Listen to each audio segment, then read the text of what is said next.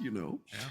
so fundamentals are fundamentals because we can see again the links between when the brain is damaged and what it does to the body, whether you're a child or an adult. The effects are pretty similar because the software is pretty similar. So that is really it. And so the third part of the course is really looking now at how to introduce the DNS movement strategies back to the patient with simple but effective reference points, which are rooted in proprioception and aesthesis, being aware of their position in space, because these are the basis for actually establishing fixed points. Mm-hmm. You must know where you are in space. You must feel the reference points. And from that, you can make decisions that are neurologically integrated and sound for moving efficiently through the medium in which you are in. So the third part looks at reestablishing these DNS points using our knowledge of the chains, using our knowledge of fixed and mobile points, and of course, getting the patient to internalize these reference points so that they can move without having to think all the time about what they're doing. And this leads on to synergies, which then leads on to ADLs, which leads on to performance, readiness, and also, of course, aftercare, recovery strategies, etc., that are based on the findings and the individuality of the patient and the performer.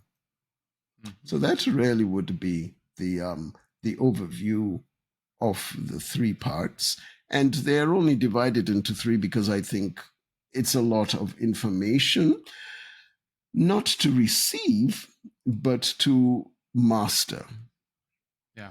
You know, you can always buy 3 volumes of any book and go home, but then to apply it is very different, you know. So it is not that we couldn't hand you the 3 books in an hour. Yeah, you can take the 3 manuals. Good luck. It's very hard to implement. And maybe it's not so hard for some, but I mean, as I said, this started back in the late 90s the early 2000s. So it has not been an easy process for me to formulate these ideas. But they not only did you have to think them, but then they had to be tested in clinic. It wasn't you just couldn't write down an idea and start teaching it. That's nice. It might be fun, but that was suicide. So they had to be tested and retested and challenged and rechallenged and tested before they were teachable in any way. And that's where I came in. I challenge. Yes, challenge I challenge you. You I don't are think so. I don't think that's the way it works. Epitome of the devil's advocate. In fact, you might actually be the devil, but you've definitely advocated for him. So I see you've been speaking to my wife. There you go. She does call me up from time to time late at night to complain about the day's proceedings. That's right. Yes. So that is really the background to the 3 parts. Because, again, many people asked about Gait, but, Gait is an integral motion. It is one of our most, apart from breathing and bracing, it is our most habitual functional movement. And yet it can be very poorly managed because it is something that starts out so early that it is a subconscious function, and you really are surprised when you realize how much effort goes into making it happen when you think about the parts of it. So the challenge is always to simplify it so that the patient can have a proprioceptive awareness of gait without being bogged down by the biomechanics and the logistics of it. And I mean, that is the problem. and it would have been nice to just have it neatly in part 3. And to some extent, it is the culmination of locomotion and the movement patterns. But there's again, I think that we have come a long way from describing the biomechanics of it to actually describing the qualitative references that are required to move better without slowing down the patient by them having to think of each step. That well, is it also not... goes back to something we were talking about earlier, where it's like that fundamental the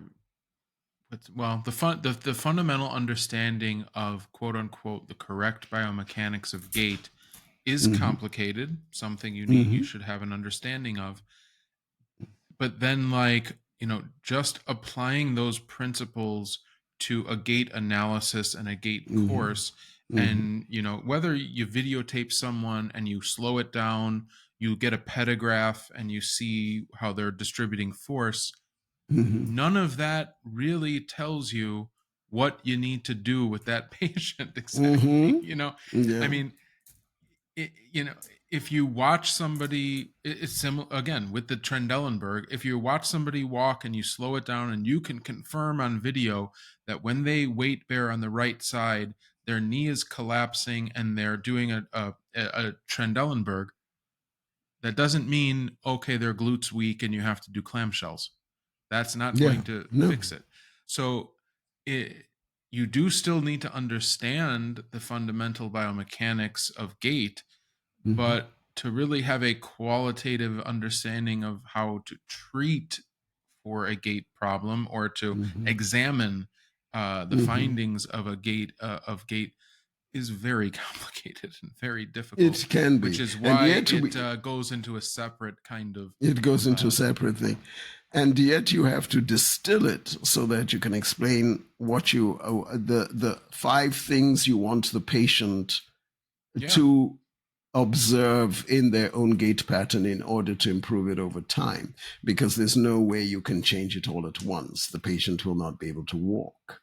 So you have to really hone in and practice, especially what kind of cues you will give them, initially external and then slowly to internalize these so they will be able to feel what it is to walk better. So it's all very exciting. I think that with the progress that we make with teaching and reteaching and teaching and reteaching and discussing, like we did, for example, at the in Prague. We were at the chateau. We get a chance to exchange ideas, to deepen our understanding of basic principles, and then to extrapolate those principles into clinical expertise, observation, and treatment. So yeah, that is that is the exciting part, that the DNS family has the ability to grow these aspects both through research and clinical expertise. And of course, to challenge them so that we are not making errors. Yeah. And we do. We challenge. Yeah, we do. If you enjoyed this conversation and want to hear more like it, then please like this video and subscribe to our channel. You can also stay up to date on our latest seminars on our social media pages on Instagram and Facebook at IMTR seminars.